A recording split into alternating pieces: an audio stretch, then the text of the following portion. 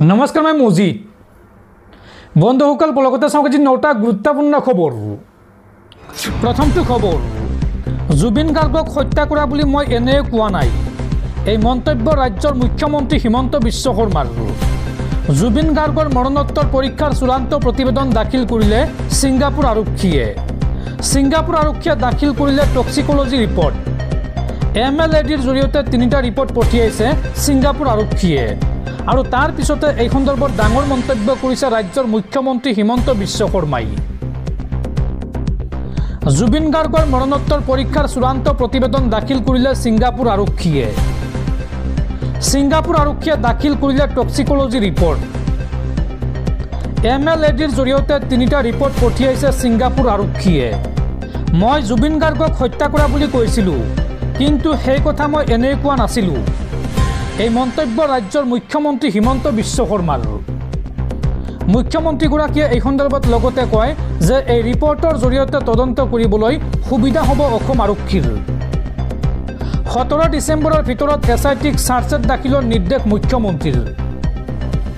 আৰু চাৰ্জশ্বিট দাখিলৰ পিছত সকলো স্পষ্ট হ'ব বুলি মন্তব্য ৰাজ্যৰ মুখ্যমন্ত্ৰী হিমন্ত বিশ্ব শৰ্মাৰ। পৰৱৰ্তী খবৰ, সাৱধান ৰাজ্যবাসী, ৰাজ্যত পুনৰ বতৰ ল'ব কালৰূপ। আগন্তুক 24 ঘণ্টাত ৰাজ্যৰ কেইবাখনো জিলাত হ'ব ধাৰাসাৰ বৰষুণ। এই সন্দৰ্ভত ৰাজ্যজুৰি এলাৰ্ট জাৰি বতৰ বিজ্ঞান কেন্দ্ৰৰ। ৰাজ্যত পুনৰ হ'ব ধাৰাসাৰ বৰষুণ। বতৰ বিজ্ঞান কেন্দ্ৰই এই সন্দৰ্ভত জাৰি কৰিছে এলাৰ্ট। বিশেষকৈ ৰাজ্যৰ 13খনকৈ জিলাত হ'ব ধাৰাসাৰ বৰষুণ।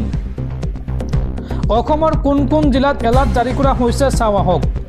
দক্ষিণ চালমাৰা, ধুবুৰী, কোকৰাঝাৰ, বঙাইগাঁও, চিৰাং, গোৱালপাৰা, বাক্সা, বৰপেটা, কামৰূপ মহানগৰ, ডিব্ৰুগড় আৰু তিনিচুকীয়া জিলাত জাৰি কৰা হৈছে য়েল্লো এলাৰ্ট।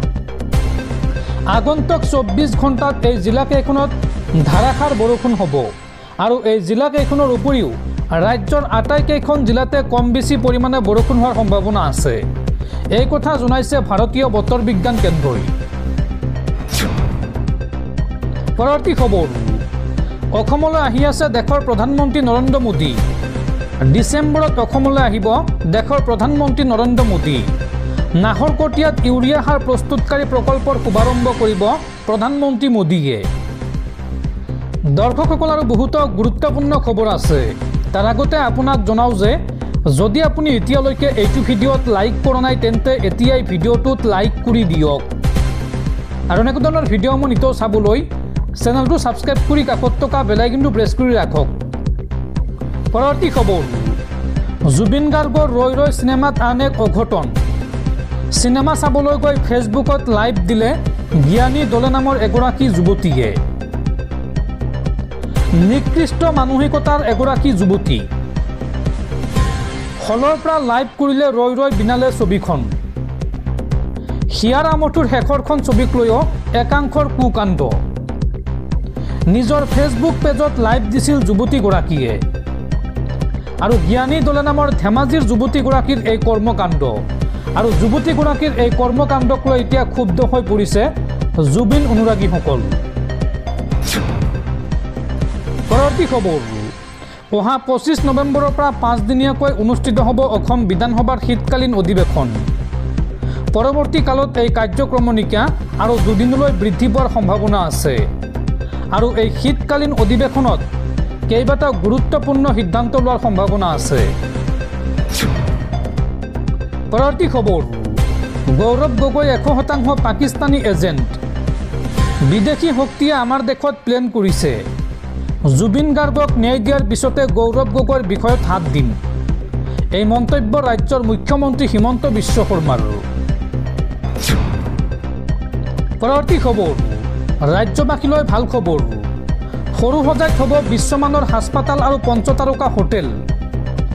মাতৃ আৰু প্ৰসূতিৰ বাবে 50খন বিচনাযুক্ত ককন হাস্পাতাল নিৰ্মাণ কৰা হ'ব। আৰু সৰু সজাইতে নিৰ্মাণ কৰা হ'ব লেমন ট্ৰি প্ৰিমিয়াম নামৰ এখন 5 তাৰকা হোটেল। মেদান্ত ছুপাৰ স্পেচিয়েলিটি হাস্পাতালৰ সম্পন্ন হৈছে ভূমি পূজন। এডভান্টেজ আছাম টুৰ অধীনত RJ Corp গ্ৰুপৰ সৈতে এই 3 প্ৰকল্পৰ চুক্তি অসম চৰকাৰৰ। পৰৱৰ্তী খবৰ, জুবিন গাৰ্গক আমি 100% ন্যায় দিম, কিন্তু জুবিন গাৰ্গৰ ন্যায়ৰ নামত অসমত এটা ডুপ্লিকেট ন্যায় পাৰ্টি ওলাইছে, যিয়ে গোটেই জীৱন জুবিন গাৰ্গক সমালোচনা কৰি আহিছে। অখিল গগৈ আৰু লুৰিণজ্যোতি গগৈয়ে কওক যে আমি নিৰ্বাচন নেখেলোঁ বুলি। ডুপ্লিকেট ন্যায় পাৰ্টিৰ লক্ষ্য হৈছে 26ৰ নিৰ্বাচন। এই মন্তব্য ৰাজ্যৰ মুখ্যমন্ত্ৰী হিমন্ত বিশ্ব শৰ্মাৰ। পৰৱৰ্তী খবৰ, পাকিস্তানক পুনৰ কঠোৰ সকিয়নি কৰ্ণেল সুফিয়া কুৰেশ্বীৰ। ভাৰতৰ ফালে চকু দিলেই পুনৰ দিয়া হ'ব উচিত প্ৰত্যুত্তৰ। ষড়যন্ত্ৰকাৰী অপৰাধী আৰু সমৰ্থকক দিয়া হ'ব প্ৰত্যুত্তৰ। এই হুংকাৰ কৰ্ণেল সুফিয়া কুৰেশ্বীৰ। পৰৱৰ্তী খবৰ, ৰাজ্যত পুনৰ মানৱ সমাজক লজ্জানত কৰা ঘটনা। এইবাৰ নাবালিকাক ধৰ্ষণ কৰি আৰক্ষীৰ জালত প্ৰাক্তন সেনা জোৱান ব্ৰজকুমাৰ ব্ৰহ্ম। পক্সো আইনৰ অধীনত ৰঙাঘৰত সোমাল এইগৰাকী লম্পট ব্ৰজকুমাৰ ব্ৰহ্ম। ৰাজ্যত আকৌ চৰম লজ্জাজনক ঘটনা।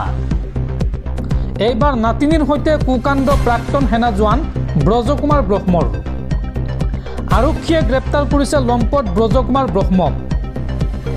চিৰাঙৰ বিজনীত সংঘটিত হৈছে এই কুকাণ্ড। বিজনী আৰক্ষীয়ে গ্ৰেপ্তাৰ কৰিছে লম্পট ব্ৰজকুমাৰ ব্ৰহ্মক।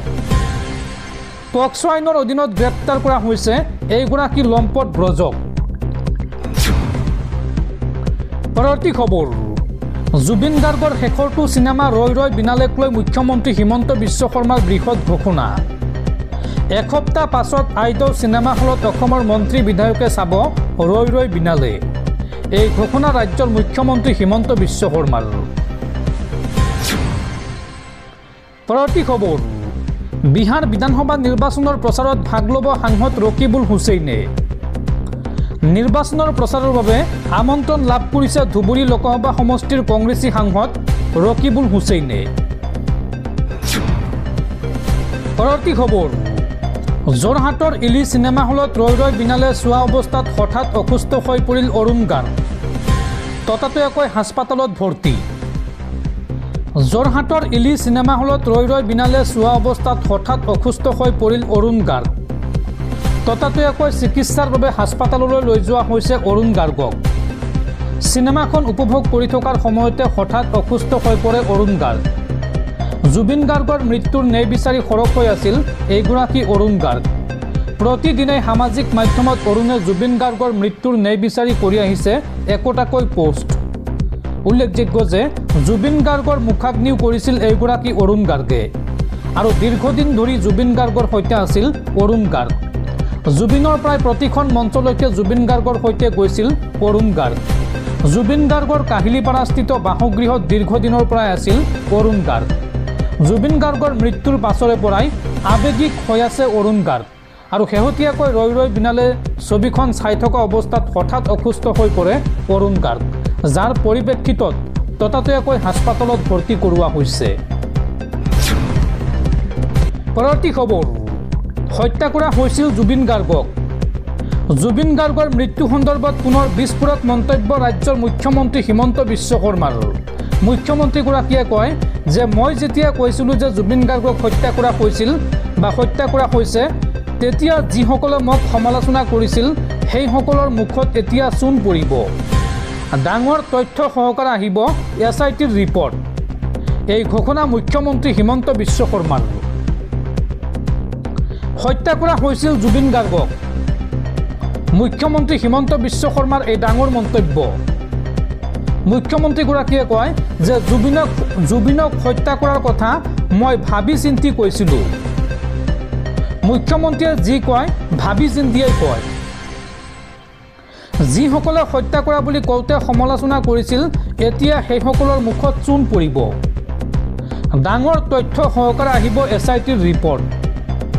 ৰাজ্যৰ গৃহমন্ত্ৰী হিচাপে যিখিনি মই গম পাব লাগে সেয়া মই গম পাওঁ।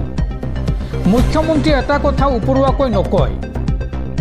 17 ডিচেম্বৰৰ ভিতৰত SITয়ে দাখিল কৰিব প্ৰতিবেদন আৰু 17 ডিচেম্বৰত ৰাইজে গম পাব সকলো কথা। আমি কিমান ডাঙৰ কাম কৰিলোঁ মানুহে মানিবলৈ বাধ্য হ'ব। মই ইমান আত্মবিশ্বাসেৰে কৈ আছোঁ যেতিয়া তাৰ পৰা আপোনালোকে বুজি লওক। অসমৰ বহু নজনা মানুহে বহু নজনা কথা গম পাব। জুবিন গাৰ্গৰ ৰহস্যজনক মৃত্যু সন্দৰ্ভত এই ডাঙৰ মন্তব্য মুখ্যমন্ত্ৰী হিমন্ত বিশ্ব শৰ্মাৰ।